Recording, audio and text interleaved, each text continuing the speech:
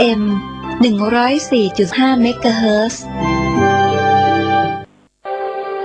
นมัสการเจ้าค่ะวิกฤตโควิด -19 จะมีหลักธรรมใดช่วยได้บ้างไหมเจ้าคะเจริญพรสมัยพุทธกาลเกิดเหตุโรคระบาดในเมืองไวสาลีพระพุทธเจ้าให้คณะสงฆ์สวดพระพุทธมนต์เพื่อความเป็นสิริมงคลของบ้านเมืองและให้ประชาชนมีสติเกิดปัญญารอดพ้นจากภัยพิบัติได้สถานการณ์นี้ทุกคนตระหนักแต่อย่าตื่นตระหนกคนไทยต้องมีสติเพื่อฝ่าวิกฤตโควิด -19 ไปด้วยกัน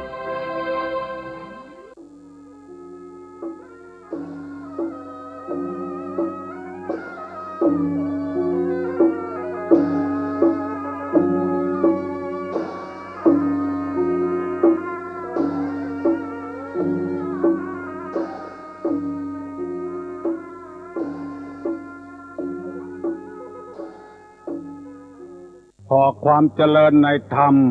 และความผาสุกทางใจจงได้มาบังเกิดมีกับท่านสาธุชนคนดีผู้เจริญในศีลผู้เจริญในธรรมทุกท่าน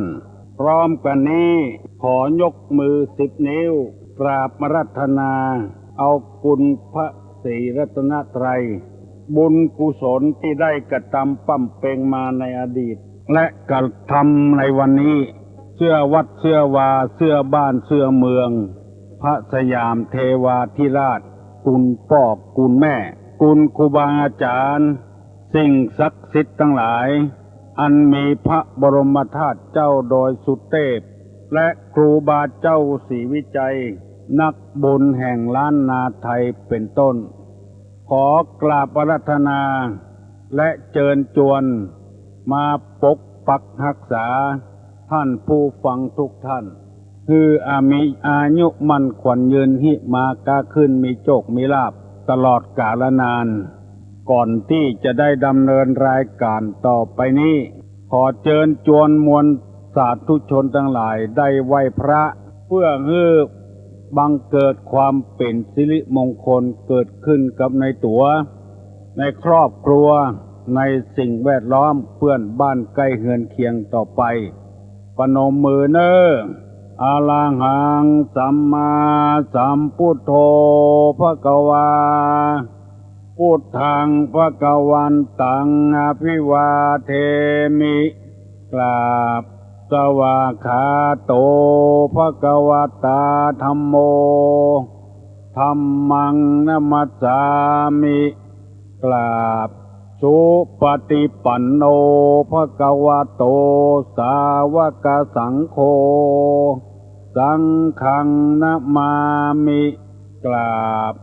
อันธมยังพุทธัสสะภควโตบุพพาภะคณะมะกะลังกะโลมะเสนะโมตัสสะภะคะวะโตอะระหะโตสัมมาสัมพุทธัสสะนะโมตัสสะภะคะวะโตอะระหะโตสัมมาสัมพุทธัสสะนะโมตัสสะภะคะวะโตอะระหะโตสัมมาสัมพุทธัสสะพุทธังสรณังกัจฉามิธัมมังสรณังกัจฉามิ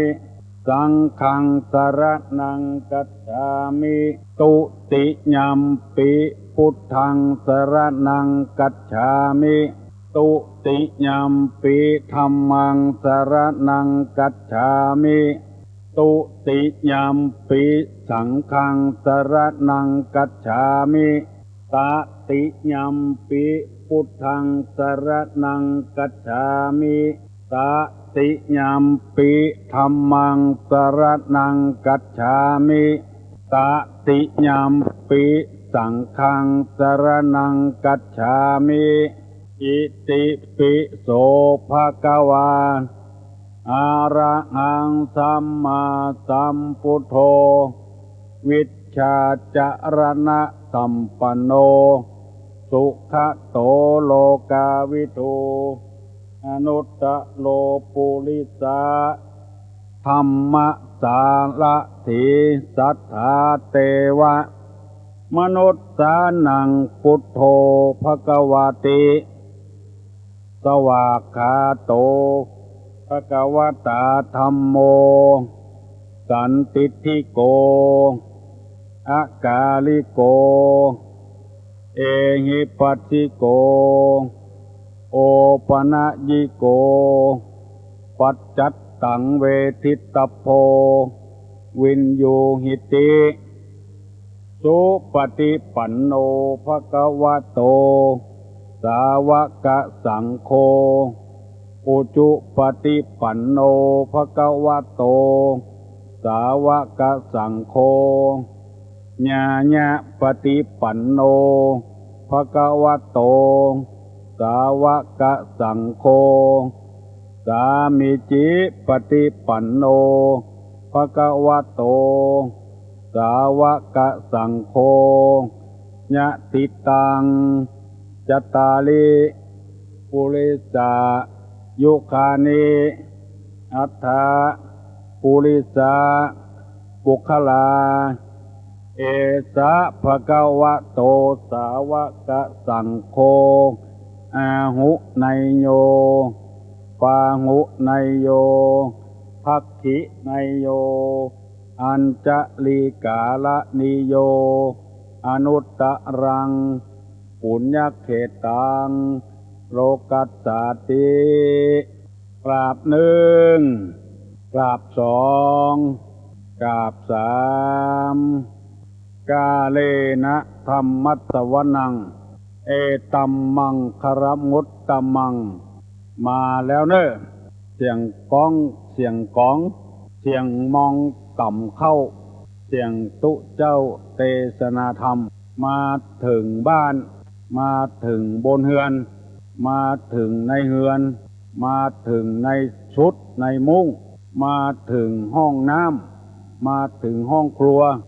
มาถึงในรถมาถึงกุฏิที่ผู้ฟังทั้งหลายเปิดวิทยุรับฟังวันนี้กูเจ้าตั้งแต่6 โมงถึง7 โมงท่านผู้ฟังทั้งหลายเปิดวิทยุรับฟังสถานีวิทยุ96ของสถานีวิทยุพระพุทธศาสนาจังหวัดเชียงใหม่และ91.75ของจุดปฏิบัติการมูลนิธิบุญญาภรณ์และแถมลายจุดไปถึงอำเภอแม่แจ่มอำเภอฝางอำเภอเป้าเปิ้นได้ถ่ายทอดให้พี่น้องทั้งหลายฟังลุกมาได้ฟังเสียงที่เป็นสิริมงคลชื่นอกชื่นใจแล้วจะได้นำเอาธรรมะไปปรับปรุงแก้ไขวิถีชีวิตที่คลุกคลักที่ลุ่มดอนที่บ่เสมอต้นเสมอปลายชีวิตของคนนั้นบ่มีอันใดที่จะมาแก้ไขแล้วนอกจากเอาคุณธรรมในทางพระพุทธศาสนาหรือศาสนาต่างๆมาแก้ไขเพื่อให้ชีวิตได้ราบรื่นอยู่อย่างปกติถึงบ่สุขก็ยังดีกว่ามีความทุกข์แค่สบายก็ยังดีกว่าความวุ่นวายวันนี้ตุลงจะได้นำเอาปอนของพระนางพุทธดีที่ได้รับจากพญาอินทร์ลงมาเกิดในเมืองคนเป็นแม่ของพญาเวสสันตระเอาอู้กรรมธรรมดาเนี่ยมันได้เข้าใจดีฉบับลากหญ้าซึ่งจะบ่ได้ยินบ่อยนักว่านางพุทธดีขอปอน10 ข้อจากพญาอินทร์ลงมาเกิดในเมืองคนปอน10 ข้อว่าเชื้อใดพ่องจะบ่ค่อยได้ยินกันตุลงหันว่ามีสาระมีประโยชน์จึงได้นำมาเสนอท่านผู้ฟังทั้งหลายแล้วก็จะได้อธิบายปอนเหล่านั้นคือจำแจ่มแจ้งยิ่งขึ้นไปก่อนที่จะนำปอนนี้มาเสนอขอเท้าความเดิมก่อนว่าที่เมืองของพญาสลีสุโธทนะอยู่นั้นมีพญาสลีสุโธทนะ เป็นผู้ปกครองไพร่ฟ้าประชากรเพื่อได้รับความร่วมเย็นเป็นสุขพญาเจ้าเมืองนี้ชื่อว่าพญาสลีสนใจพญาสลีสุทโธทนะพระเจ้าขอโทษสิโธทนะนี่เป็นพ่อของเจ้าชายสิทธัตถะพญาสลีสนใจนี้เป็นพ่อของพระเวสสันดรแม่ของพระเวสสันดรชื่อว่าพุทธดีก่อนที่นางจะลงพุทธดีจะลงมาเกิดในเมืองคนชาติก่อนนางได้เกิดบนสวรรค์ไปเป็นมเหสีของพญาอินทร์หรือท้าวสักกะเทวราชอยู่ต่อมาวันหนึ่งท้าวสักกะเทวราชนี้หันอาการกิริยาของนางพุทธดีนี้มีความผิดปกติคือหนึ่งเสียงแหบสองเหื่อออกสามหายใจฮ้อนหูดังสี่ผิวหมองห้าดอกไม้ติบเหี่ยวอันนี้ชื่อว่านิมิตห้าประการนิมิตนี่แปลว่าเครื่องหมายห้าประการเกิดขึ้นกับนางพุทธดีหนึ่งเสียงแหบจำไว้เนอะสองเหื่อออกสามหายใจฮ้อนหูดังสี่ผิวหมองห้าดอกไม้ติบเครื่องประดับติบเหี่ยวถ้าว่าเทวบุตรเทวดาตนใดจะเสี่ยงบุญบนสวรรค์จะมีเครื่องหมายนี้เกิดขึ้นแม้แต่คนเฮาธรรมดานี่ก็เหมือนกันถ้าว่าบ่มีเสียงแล้วเสียงอ้อแอแล้วอันนั้นก็จงจำไว้แล้วเนอะขอให้จำกันไว้ว่าเสียงบัดชัดบัดเจนแล้วก็เกียมตัวสุมาขันแก้วทั้งสามว่าได้ละสองเหื่อออกคนบักเก่าว่าเหื่อไข่ข้าวเป็นเม็ดออกอันนี้ก็มีหวังละสามบ่ม่วนเวลาหายใจนี่ฮ้อนออกหูดังยกอันเนี้ยมีหวังละสี่ผิวหมอง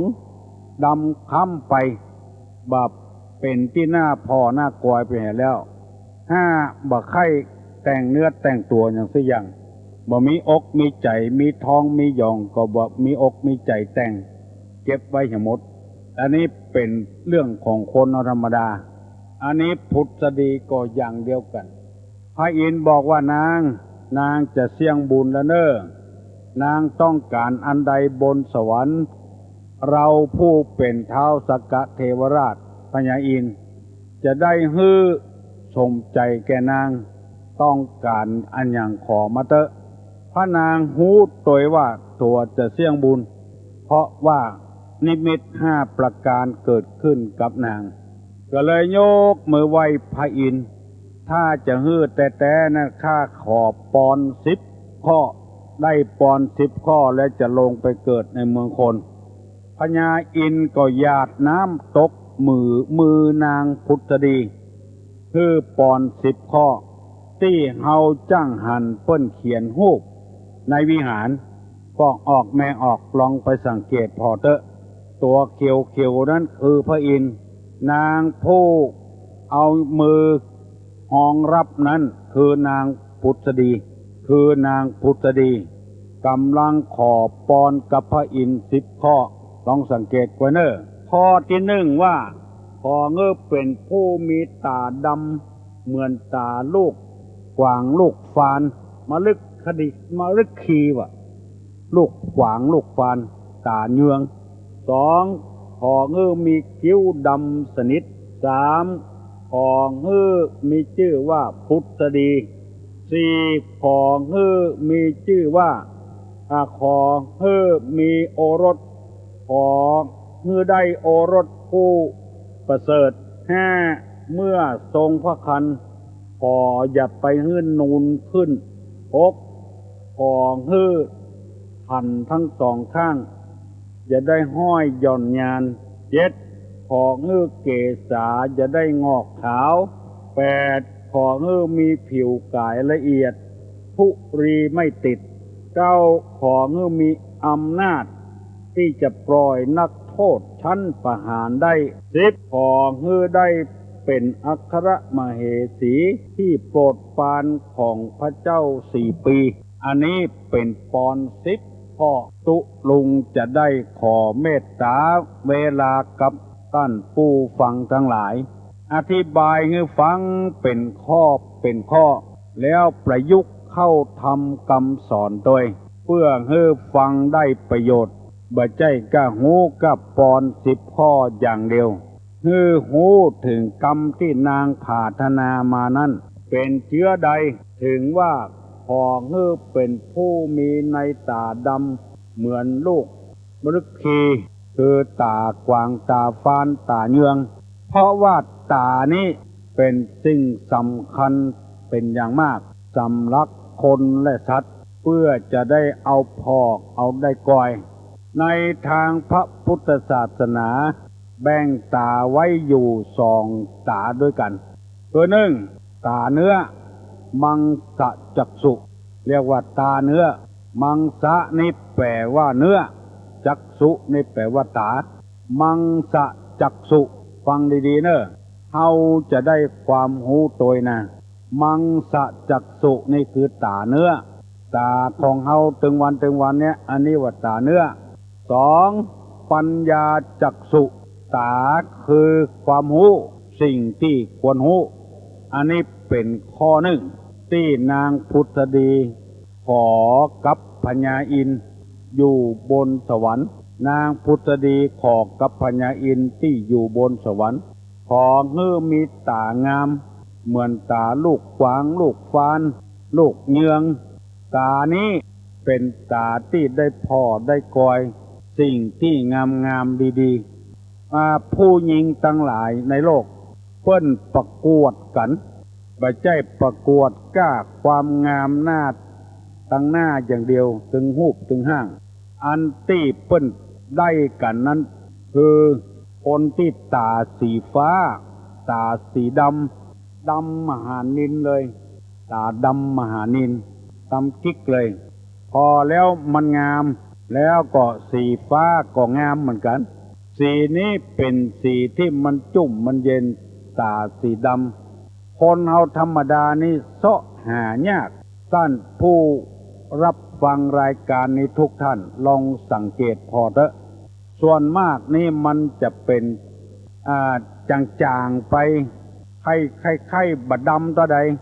มีสีอย่างอื่นมาสูนอันนี้ยังว่าเป็นคนงามแต่บ่ได้เตื้อมันมีสีจืนๆจางๆนางพุทธดีต้องการสีที่มันดำสนิทเลยสีดำแล้วโบราณเพิ่นถึงว่ามันงาม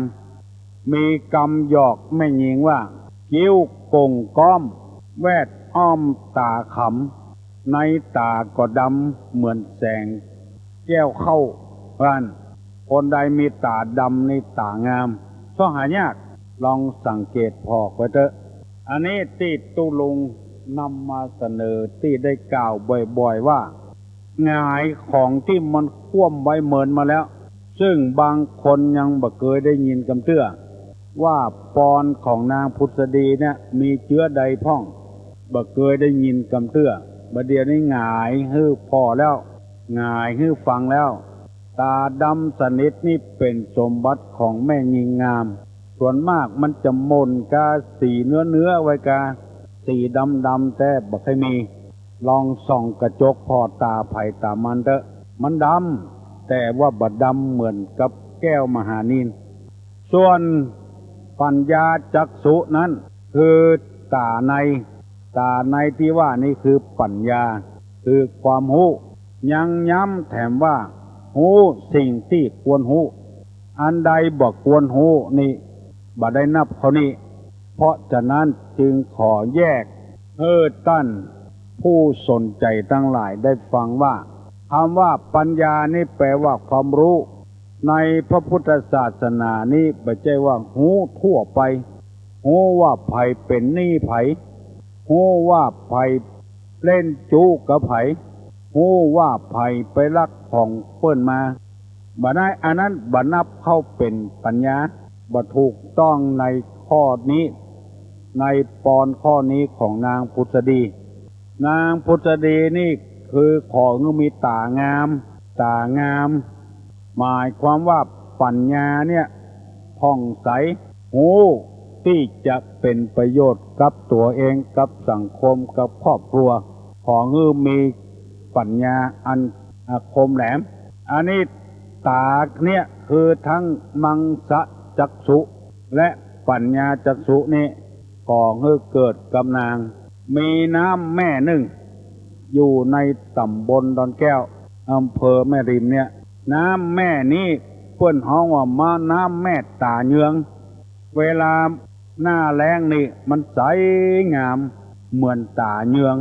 คนแตะก่อนเพิ่นฮ้องว่าบ้านแม่ตาเยืองคืออยู่ใกล้น้ำแม่นี้มาเดียวนี้เพิ่นปิ้นไปเหี่ยแล้วบ่ฮ้องแม่ตาเยืองสะกำไปฮ้องว่าชะเยืองไปเหี่ยมันบ่มีความหมายอย่างสักอย่างชะเยืองความจริงแต่นี่เป็นใสเหมือนตาเยืองมันงามอยู่ที่เหนือค่ายป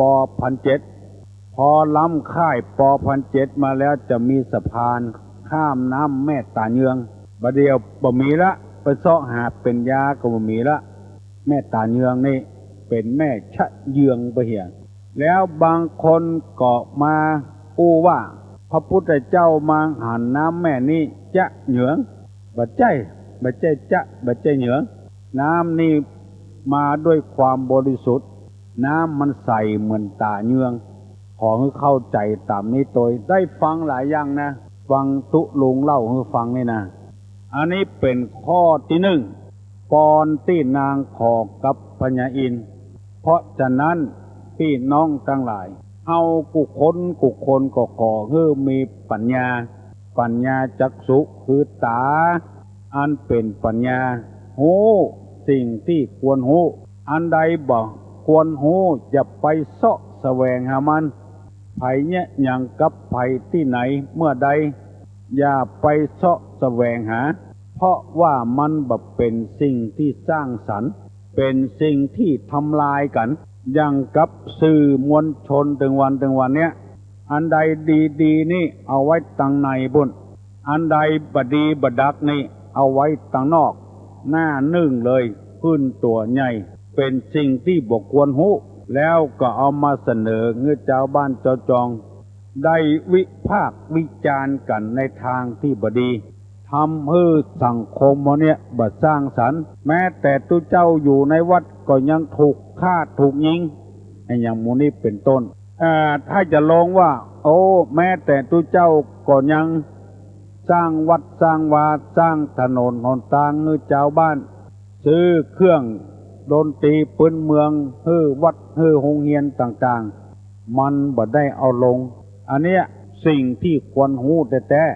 บ่เอาลงเอาสิ่งที่บ่ควรหูลงหนังสือพิมพ์เอาลงวิทยุเอาลงหน้าทีวีคือเจ้าบ้านเจ้าเมืองได้หันอันนี้มันบ่ใช่ภริยะมันเป็นปุถุชนนี่คือคนเชื้อใดวันหน้าตุลุงจะได้นำมาเสนอให้ฟังว่านิสัยของปุถุชนจะเป็นอย่างอี้วันหน้าก่อนอันนี้เป็นข้อที่หนึ่งเนอะนางของเฮือมีตาดำข้อที่สองของเฮือมีขนคิ้วดำสนิทขนคิ้วนี่ดำสนิทเพิ่นบอกว่าขนคิ้วฟังทีนะไม่ใช่ว่าคิ้วนะคิ้วนี่มันรองรับน้ำที่เหือย้อยจากตังบนลงมาบ่ฮื้อเข้าแก่นตาจะมืดจะมัวมันรองรับไว้มันเป็นธรรมชาตินางพุทธดีขอกับพญาอินทร์ว่าขอฮื้อมีขนคิ้วอันดำแก่นตาก็ดำคิ้วก็ดำคิ้วกงก้อมแวดอ้อมตาขำขนตาก็ดำเหมือนแสงแก้วเข้ามันมีความงามสำหรับแม่หญิงเพราะคำว่าคิ้วดำนี้ก็คือคิ้วธรรมชาติบ่ได้ลกบ่ได้ขูดเหมือนเชื้อบะเดียวบ่ได้ลกบ่ได้ขูดเชื้อบะเดียวขูดโคนคิ้วแล้วเอาดินสอเข้าเขียนเข้าใส่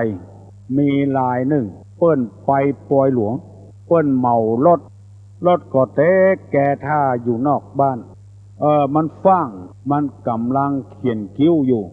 สักกำหนึ่งก็จะโลขึ้นรถไปปล่อยหลวงด้วยเปิ้นเหลียวพอหน้ามันเปิ้นปากันไข้หัวก็ใส่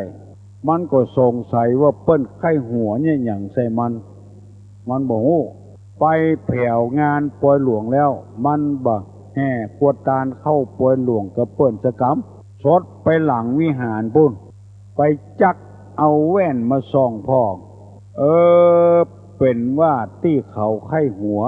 เพราะได้เขียนคิ้วไว้เพิกเดียวแถมเพิกหนึ่งมดจุนอุ่นคำว่าเพิกนี่ก็เป็นกำเมืองเฮานะนอกจากเพิกแล้วก็ภาคเพิกหนึ่งภาคหนึ่งถ้าเป็นภาษาบาเดียวก็ฮ้องว่าข้างหนึ่งเขียนคิ้วอีกข้างหนึ่งไม่ได้เขียน หมู่นี้เป็นต้นมันมีแต่โบราณกาลมาแล้วคนใดไข้ฮือคิ้วงาม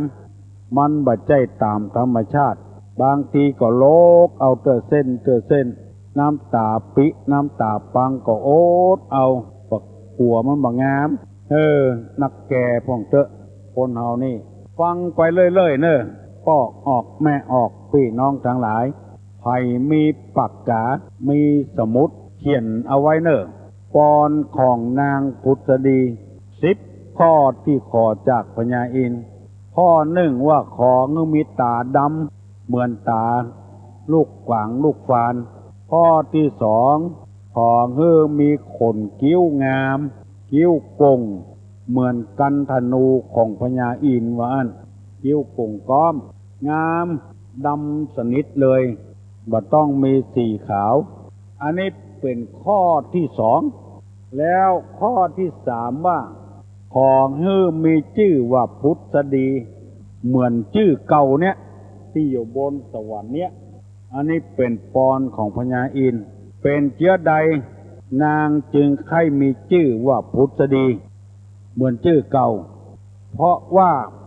ชื่อเนี้ยเป็นชื่อที่เป็นมงคลคนเฮาจะใส่ชื่อนับได้นับใส่ก็บ่ได้จะต้องไปหาผู้หูผู้ลวกใส่บางทีไปชื่อเป็นกาลกินีเนี่ยก็มีสุดแล้วแต่ไผจะถือถ้าเป็นกาลกินีแล้วบางทีก็ถือว่าเปลี่ยนชื่อเป็น2เตื้อ3เตื้อมันจะมีอย่างอี้นะบริวารอายุเดชศรีอุตสาหะมนตรีกาลกินีบริวารอายุเดชศรีมูลอุตสาหะมนตรีกาลกินีมี8ตัวมีติดจันทร์การพุธพัดศุกร์เสาร์และลาหูนี่เป็นวันพุธเมื่อคืนตั้งแต่6 โมงของวันพุธนะ6 โมงค่ำ6 โมงวันพุธเมื่อคืนนี่นะ6 โมงของวันพุธไปถึง6 โมงเจ้าของวันพัดคนใดเกิดเมื่อคืนนี้อย่างอี้ชื่อว่าวันราหูถ้าเป็นลักษณ์โหราศาสตร์เป็นว่า1 อาทิตย์2 จันทร์3 อังคาร4 พุธแล้วก็มานับพัดละนับเสาบุญลูกจากเสาไปหาพัดลูกหาพัดไปหาราหูลูกหาราหูไปเป็นกาลกินีเพิ่นนับกันอย่างอี้เพราะฉะนั้นชื่อนี้สำคัญเหมือนกันถ้าไปจับใส่กาลกินีเห็นแล้วมันบ่ค่อยดีเท่าใดแต่หลักของพระพุทธศาสนานี่บ่สำคัญชื่ออย่างก็ได้มันสมมุติบ่ได้ว่าเป็นชื่อนั้นชื่อนี้ถ้าเกิดออกมาแล้วบ่มีชื่อมันจะบ่จำว่าไผชื่อหนังหยังแต่เตื้อเฮาใครฮู้จักชื่อเฮาก็ฮ้องว่าปี้สานะบ่ฮ้องชื่อนั้นชื่อนี้อ้ายสานะถ้าคนเฒ่าน้อยก็ลุงป้อเฮาบ่ฮู้จักชื่อเพิ่นในภาษาบาลีเปิ้นว่าพุทธดีแปลว่าสัมผัสหรือถูกต้องอันนี้พุทธดีแปลอย่างอี้ชื่อว่าพุทธดีนะอยู่ที่ไหนขอฮื้อสัมผัสกับเปิ้นถูกลงกับเปิ้นอยู่ที่ไหนอย่าไปฮื้อเปิ้นจังฮื้อเปิ้นแกนตานางผาธนาจะอีเพราะฉะนั้นจะสังเกตว่าคนบางคนอยู่ที่ไหนกรรมเดียวเปิ้นก็จังละสักกรรม2 กรรมเปิ้นก็จังละเพราะว่าบ่ได้รับปอนจากสวรรค์ลงมาบ บ่ได้รับพรจากที่ไหนเปิ้นบอกว่าอยู่ที่ไหนก็ฮือถูกฮือลงกับเปิ้นอยู่กับผัวก็ฮือดีกับผัวถูกกับผัวมีหยังอู้จากันม่วนอยู่กับเมียก็ฮืออู้ถูกลงกันแปลงอกแปลงใจเข้ากันอันเนี้ยมันถูกมันลงกันแปลงหัวใจเข้ากันเปิ้นเล่ามาว่าพ่อมันไปห้วยไปได้ป่ามาเอามาเทใส่กระมังแล้วมีป่าตัวหนึ่งมันแปลกหรือเปิ้นลูกมันไข้หูถามพ่อมันพ่ออันนี้ป่าอะไรหยังป่าจาดพ่อตัวนี้นะป่าหยังป่าจาดตัวเนี้ยพ่อตัวหยังเอ็กเขาใส่ลูกมันป่าจาด ลูกมันให้พ่อมันเอ็กเขาใส่แม่มันได้ยินเขาใส่มาเพะลูกพ่อเอ็กเขาใส่บืนฮึบเปิ้นนอนนอกเฮือนบุดเปิ้นสวกผัวได้นอนนอกเฮือนบ่ได้นอนในเฮือนห้องลูกมาน้องมานี่ก่อนป่ออันนี้ป่าจาดป่อป่าจาด อันเนี้ยมันเป็นป่อไปเอ็กเขาใส่ลูกใส่เต้าอยู่กับไผ่ฮือถูกกับเปิ้นผัวถูกกับเมียเมียถูกกับผัวลูกถูกกับพ่อกับแม่พ่อแม่ถูกกับลูกจะไปฮื้อเปิ้นแกนหูแกนตาอันเนี้ยพุทธดีเนี่ยแปลว่าสัมผัสถูกต้องเนี่ยอย่างฮื้อมันถูกมันต้องกับเปิ้นอย่าไปคัดไปค้านโดยบ่มีเหตุบ่มีผลบางรายนี่อยู่ที่ไหนเปิ้นจังหัวประชุมเมื่อใดก็เถียงเปิ้นนั่นน่ะบอกว่าเมื่อใดมาได้กึดเถียก่อนว่ามันจะได้สาระประโยชน์มันบ่สร้างสรรค์มีแก่ทำลายวันนี้ตูลงได้อธิบายตึกข้อนี้ก่อนข้อที่3ชื่อว่าพุทธดีแปลว่าสัมผัสหรือถูกต้องสัมผัสกับคนอื่นถูกกับคนอื่นลงกับคนอื่นถูกกับเปิ้นต้องกับเปิ้น6 โมงป่ายแล้วบัดเดียววันนี้วันศีลขอเงือปากันไปทำบุญตักบาตรวันเข้าพรรษากลางพรรษาวันศีลแล้วเดือน11เหนือแฮม8ค่ำตั้งใต้เปิ้นเป็นเดือน9ตั้งเฮาเป็นเดือน11วยเหลือเปิ้นไปอยู่2 เดือนวัน8ค่ำภัยที่ยังบ่ลุกขันใจลูกเสียขันใจลูกเสียคำว่าขันใจนี่คือเหมือนกับเฮาขันน็อตเนี่ยขันน็อตคือมันแน่นบัดเดียวนี่เปิ้นว่าโวยลำไปขจายความจริงแต่บัดใจขจายเป็นขันใจขันให้มันแน่นขึ้นเมื่อยังบ่ลุกก็ขันให้มันลุกจะไปหมกมุ่นอยู่แต่ที่นอนยังจะต้องทำการทำงานอยู่ขจายลุกแต่ว่านี่หยุดไปวันจำเป็นต้องขอโทษอย่างใหญ่หลวงบ่ได้บอกบอกออกแม่ออกท่านผู้ฟังทั้งหลายแม่แก้วสั่นปูเลยตกใจโทรมาถามตุลุงบอกเป็นหยังมันขัดข้องอยู่บางอย่างฮัลโหลครับไปสาถามปัญหาครับกุศลกรรมกับอกุศลกรรมอย่างไหนเป็นส่วนกรรมดีอย่างไรเป็นส่วนกรรมชั่วครับกุศลกรรมอกุศลกรรมเจริญพรไผ่ตอบได้ตอบมากุศลกรรมอกุศลกรรมกรรมอันใดเป็นส่วนดีกรรมอันใดเป็นส่วนบดีผู้ใดได้ตอบมาผ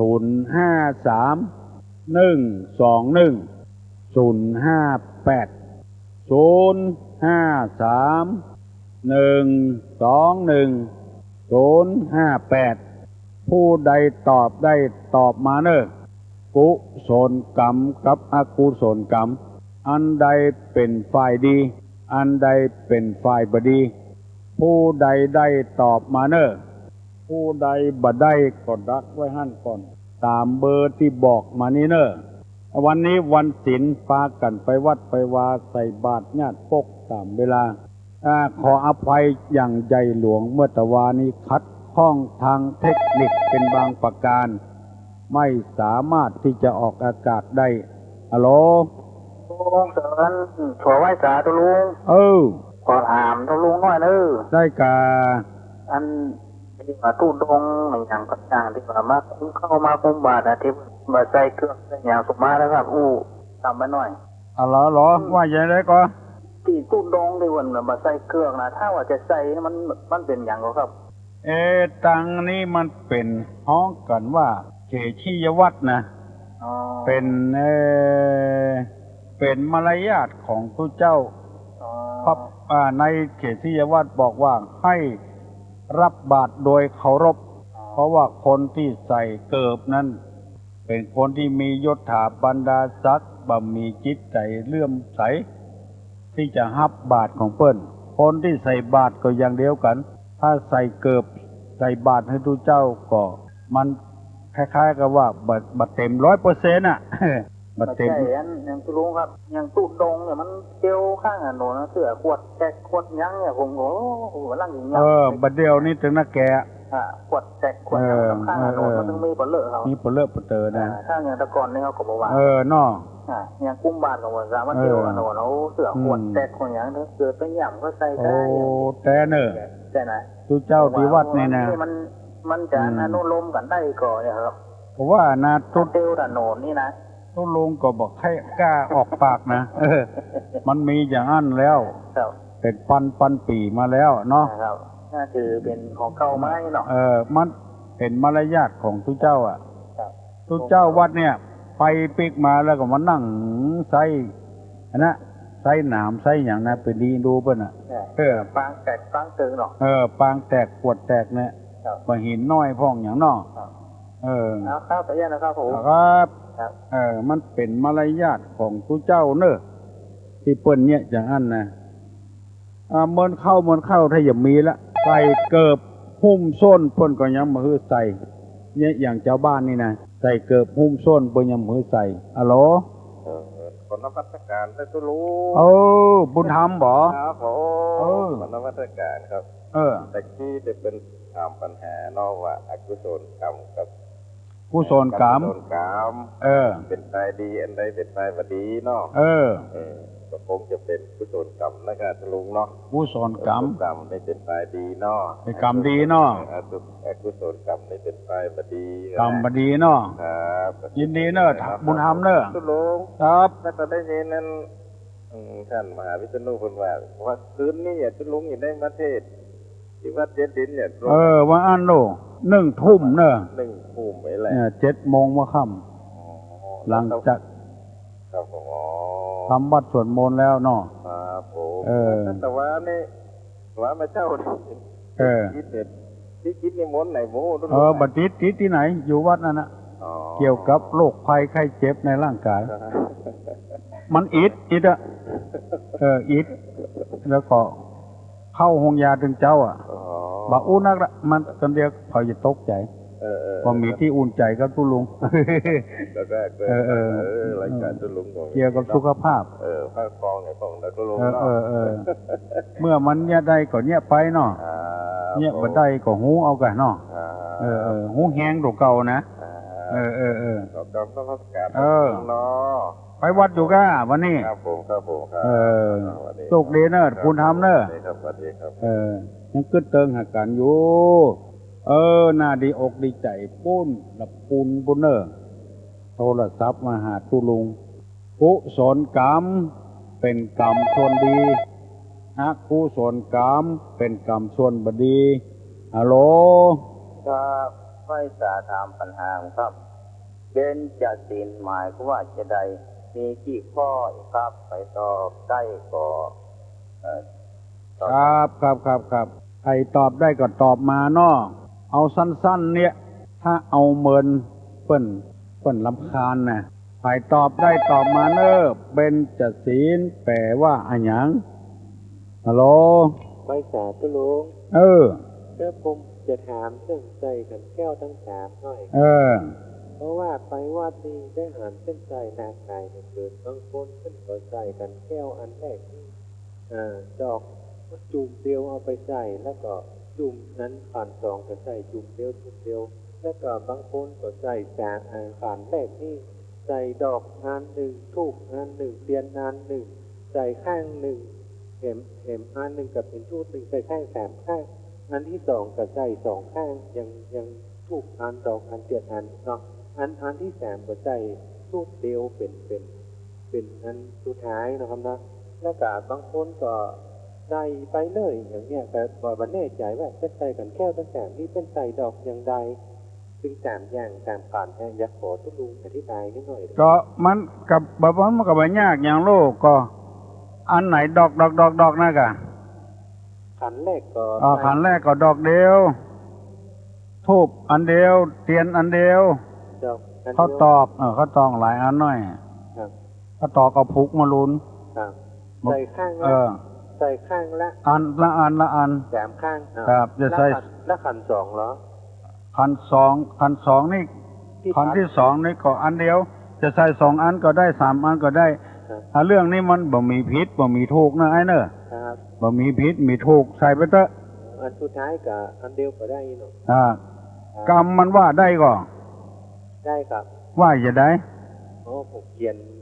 ยนไว้เวลาผมไม่ใช่นะ กรรมแรกว่าอรหัง อันที่สองว่าปัจจตัง กรรมที่สามว่าญาติตังนี่เนอะ ครับผมไม่นะครับ อรหัง ไม่ตัวนะครับ อรหังปัจจตังญาติตังนี่เนอะ ครับผม ครับ ครับ ครับ ไม่ฉายตุลุง เจริญพรเบญจศีลแปลว่าอะไรหยังใครตอบได้ตอบมาเนอะ0531210558มันบะพิษบะถูกเนี่ยเนอะเรื่องใส่ขันแก้วตั้งสามนี่นะฮัลโหลต่อใดก็ได้ฮัลโหลสาธุลุงเจ้า ไม่สาธุลุง เป็นเจ้าสิงห้าพ่อเจ้า เป็นจะแปลว่าหยัง เป็นเจ้าสิงห้าพ่อเจ้า เป็นจะนี่แปลว่าห้าเนอะ ค่ะ เป็นจะนี่แปลว่าห้าศีลนี่แปลว่าศีลห้ายินดีเนอะถูกต้องแล้วเนอะเบญจศีลแปลว่าศีลห้าข้อศีลแปลว่าปกติศีลแปลว่าเย็นศีลแปลว่าเครื่องรักษากายรักษาปากรักษาใจเพื่อเรียบร้อยแปลได้หลายอย่างคำว่าศีลนี่นะแปลว่าปกติแปลว่าเย็นแปลว่าเครื่องรักษากายรักษาวาจารักษาใจให้เรียบร้อยคนใดมีศีลคนนั้นจะเย็นบ่ฮ้อนตัวเปิ้นบ่วู่วามตัวเปิ้นบ่หุนหันพันแล่นตัวเปิ้นคนใดมีศีลนี้จะปกติบ่โหในเปล่าสาวในแล่นฮัลโหล ครับไม่จะถามบางงามข้อครับ อะโลภะกับโลภะสองอย่างนี้หมายเพราะว่าจะใด ครับยินดีเนอะเอาไผ่ตอบได้ตอบมาเนอะอะโลภะกับโลภะมีความหมายว่าเชื้อใดไผ่ตอบได้ตอบมาเนอะฮัลโหล ครับไม่ทราบครับบัวต้องคำถามตุลุงครับ ครับ อะโลภะกับโลภะครับ ครับ อะโลภะก็คือความไม่โลภ ภะคือความโลภครับผมถูกไหมครับ อะโลภะแปลว่าไม่โลภ ครับ ถ้าโลภะอะไรหรอ โลภครับผม แปลว่าโลภเนาะ ครับครับ ยินดีเนอะ ครับ โอ้เก่ง ครับ อะโลภะแปลว่าไม่โลภ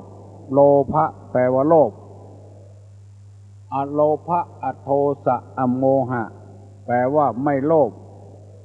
ถูกต้องแล้ว ความบ่โลภความโลภเป็นสองอย่างด้วยกัน โทสะกับอะโทสะนี่ก็แปลว่าจะใดก็แปลอย่างเดียวกันนะ อะนี่แปลว่าไม่อโลภะนี่แปลว่าไม่โลภคำว่าอะนี่แปลว่าบ่หรือไม่บ่หรือไม่ถ้ามีอะนำหน้านี่แปลอกุศลคือใจที่ดีใจที่บ่มีกุศลถ้ากุศลในใจที่เป็นกุศลศีลนี่แปลว่าปกติแปลว่าเย็นแปลว่าเครื่องรักษากายวาจาใจเรียบร้อยคนอันนี้บางทีก็ทำไม่อย่างตามความต้องการของตัวเองบ่มีศีลที่เปิ้นว่าจริงจึงบ่มีศีลมีธรรมอย่างกะบ่หมู่นี้เป็นต้นลูกเน้อไผยังบ่ลูกเน้อไปวัดไปวาไปทำบุญตักบาตรพระสงฆ์พระเจ้าตามวัฒนธรรมประเพณีของเฮา7 วันไหนมีเตื้อหนึ่งกินก็ได้กินฮือตาลตัวการตาลนี่เป็นการชำระกิเลสที่ว่านี่คือกิเลสตัวที่หันแก่ตัวบ่แบ่งเบาภาระบ่เฉลี่ยเกียรติกายหื้อไผจะเอาก็ได้อย่างเดียวเป็นการที่บ่ฮื้อสังคมได้เจริญรุ่งเรือง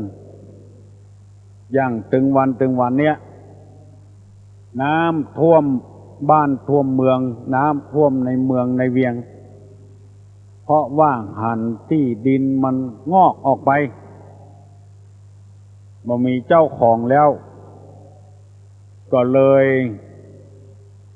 เอาหัวไปล้อมเอามาเป็นของตัวอันนี้ฮ้องกันว่าลานพนมฮัลโหลครับไม่จะทำปัญหากรรมครับประพฤติชอบด้วยกาย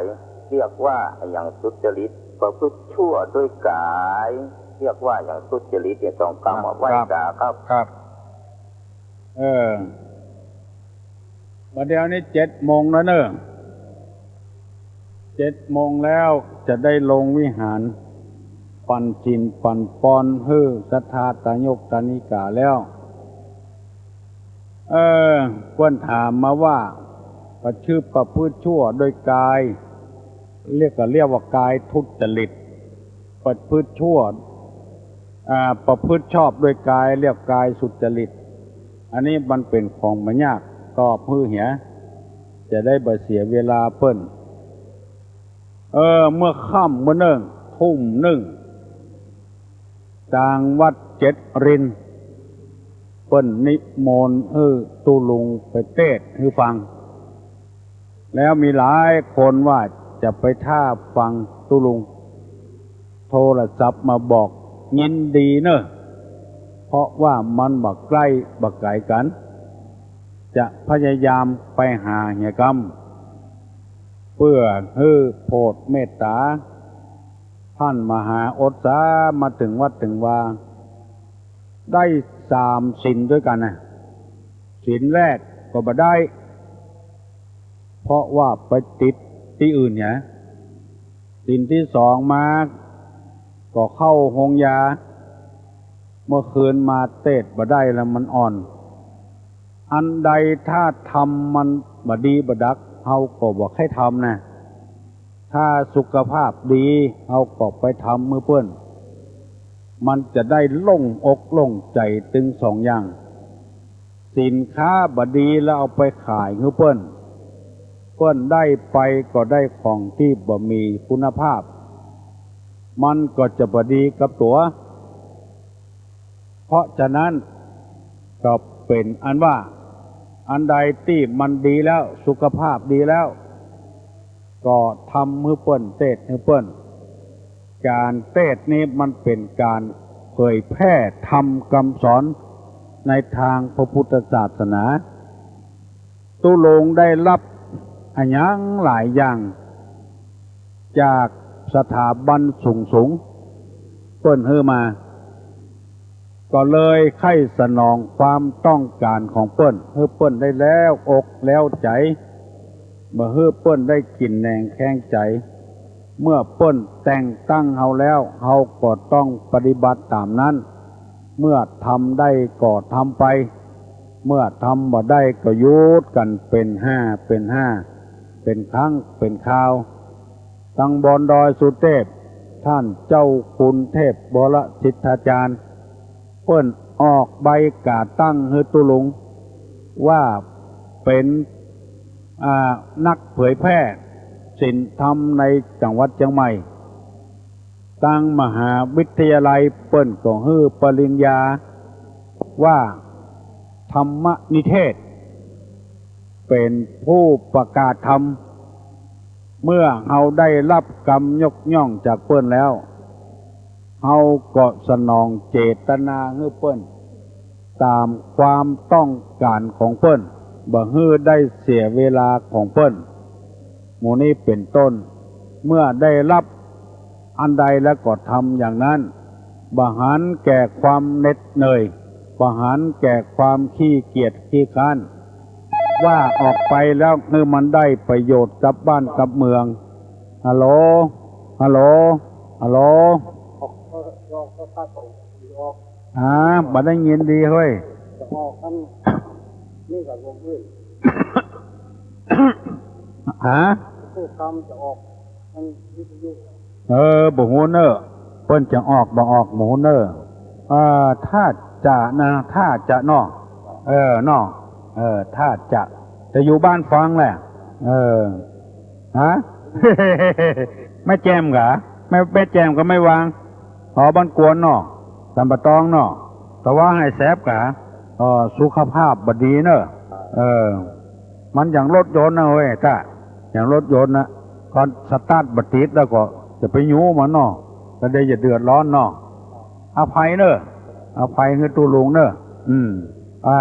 ถ้าจะเนอะถ้าอย่าถ่ายทอดอยู่เนาะฟังถึงวันกะโอ้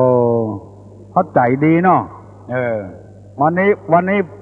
ฟังเรื่องปอนของนางพุทธดีเนาะเข้าใจเนาะปอนบาล่ำได้ยินเนาะวันนี้ได้ยินแล้วเนาะ1 2 3หายใจฮ้อนหูดัง4ผิวสีหมอง5เครื่องประดับประดาประดับอย่างแล้วบัตตาแป้งบวีผมอย่างแล้วอย่าลู่ไปจ้องเลยเนาะจำไว้เนอะเสียงแหบเหงื่อออกหายใจงอนดังผิวหมองเครื่องประดับเหี่ยวจำไว้เนอะโอ้ไผ่ตึงบัดล่ำเอามาสอนเนาะตู้ลงเอามาเล่าให้ฟัง5อย่างเนี้ยบริญญากรรมนะว่านะงายของที่มันคว่ำเนาะงายให้มันหันเนาะให้ฟังเถอะมันถึงจะจำไปเรื่อยๆมันลวกไปคนเดียวนะมันถึงจะลวกไปคนเดียวนะเนาะกี่เข้าละกินเตื้อฟังอยู่เนาะแต่เย็นเนาะขอขอบคุณวัดวาอารามต่างๆบ้านต่างๆเนอะที่ถ่ายทอดออกเสียงตามสายเพื่อเจ้าบ้านได้ฟังนะขอบคุณนักๆเนอะฮัลโหลมาเจ้าฟังกูเจ้าแหละเสียงแห้งๆนั่นเหรอไหว้ศาลพระภูมิใจหยังบางคนก็เก้าดอกเนอะพองออกเนอะบางคนก็เก้ามันจะได้ก้าวหน้าไปว่ะเจริญรุ่งเรืองเนอะคนจีนนี่เล่นตึงซองอ่ะ เก้าดอกเก้าหน้าเจริญรุ่งเรืองได้กูเวลาแล้วบ่มีจำกัดกูเวลาได้กูเวลาไหว้กุลของศาลพระภูมิมันเป็นเจ้าตี้เป็นแผ่นดินโนภูมะนี่นะอย่างพระเจ้าแผ่นดินว่าภูมิปโลน่ะเป็นผู้รักษาแผ่นดินเนี่ยจะอยู่ก็ได้จะนอนก็ได้จะขี้จะเงี้ยวใส่ก็ได้เฮาไหว้เปิ้นเหรอศาลพระภูมิมือเปิ้นปกปักรักษาเฮาเนาะบางส่วนมากนี่เปิ้นจะใจเก้าดอกเนอะแต่ยะเนาะให้กล้วยๆไปเฮ้ยบ่ให้ดังทีเอาละเนาะพอออกไม่ออกศรัทธามาเต็มวัดละเต็มวิหารละตัวลุงจะลงไปปั่นสินปั่นปอนให้เปิ้นอยู่ขอยกมือ10 นิ้วอาราธนาคุณพระแก้วเจ้าทั้ง3ประการปกปักรักษาให้อยู่ดีมีสุขอายุมั่นขวัญยืนเนอะ สัพพโลคาวินิมุตโตสัพพสันตาปวัตติโตสัพพเวระมติกันโตนิพุโต